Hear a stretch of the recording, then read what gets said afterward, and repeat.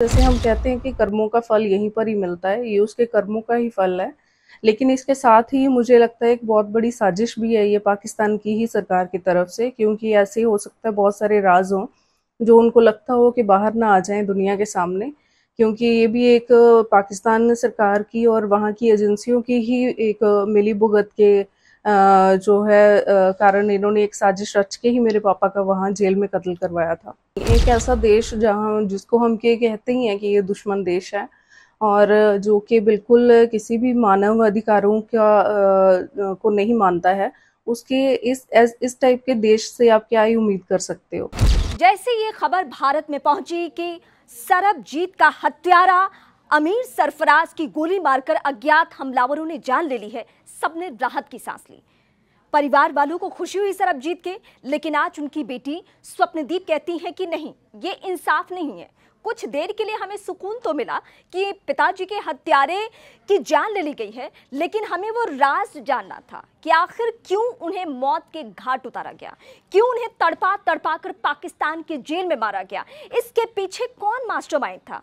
अमीर सरफराज अंडरवर्ल्ड का एक डॉन था और इसी डॉन पर यह आरोप लगा था कि इसी ने तड़पा तड़पा कर पहले पॉलिथीन से गला घोटा और उसके बाद जेल में ही जान ली थी सरबजीत की। वो सरबजीत जिसके लिए उनकी बहन ने लंबी लड़ाई, कानूनी लड़ाई लड़ी थी कि वो रिहा हो जाए, लेकिन रिहाई नहीं मिल सकी। 2013 में ही इनकी जान ले ली गई थी। हालांकि तब की तत्कालीन सरकार ने भी कोशिश की, लेकिन वो कोशिश रंग नहीं लाई।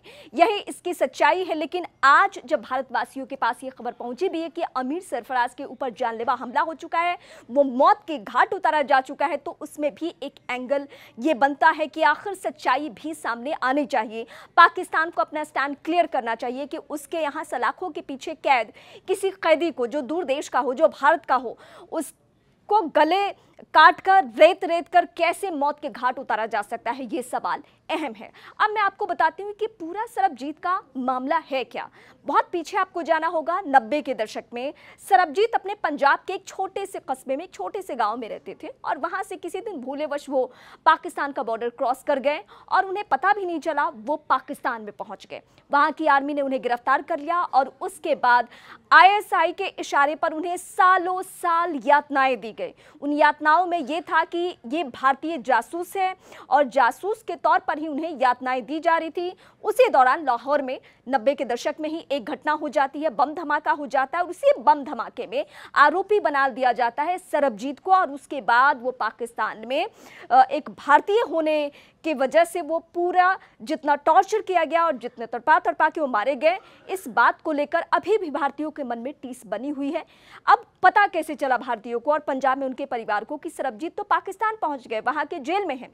जब एक कैदी की रिहाई हुई, भारतीय कैदी की, तो उसने आकर बताया कि वहां के जेल में ऐसे कई भारतीय हैं, जिसमें से एक सरबजीत भी हैं, जिनके बारे में भारतवासियों को पता ही नहीं है। फिर सरकार के स्तर पे कोशिश की गई और उसके बाद लंबी कानूनी लड़ाई लड़ी सरबजीत की बहन ने कि उनकी रिहाई हो सके, लेकिन ये रिहाई नहीं हो सकी।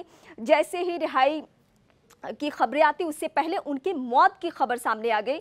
यानी बहुत ही बेरहमी से अमीर सरफराज जिसकी हत्या हुई है, उसने मौत के घाट उतारा था सरबजीत को लेकर। तो सरबजीत को लेकर अभी भी उनके परिवार की तरफ से यही नाराजगी की खबरें सामने आ रही है कि एक बार हमें पता चलना चाहिए था किसके इशारे पर और क्यों, किस वजह से मेरे पिताजी की मौत हुई थी, कैसे हत्या हुई थी, ये जानना बहुत जरूरी है। और ये स्वप्नदीप बार बार सवाल उठा रही है। अगर इस पूरी कहानी को आपको और विस्तार से जाननी है तो 2016 में एक फिल्म भी आई थी सरबजीत के ऊपर।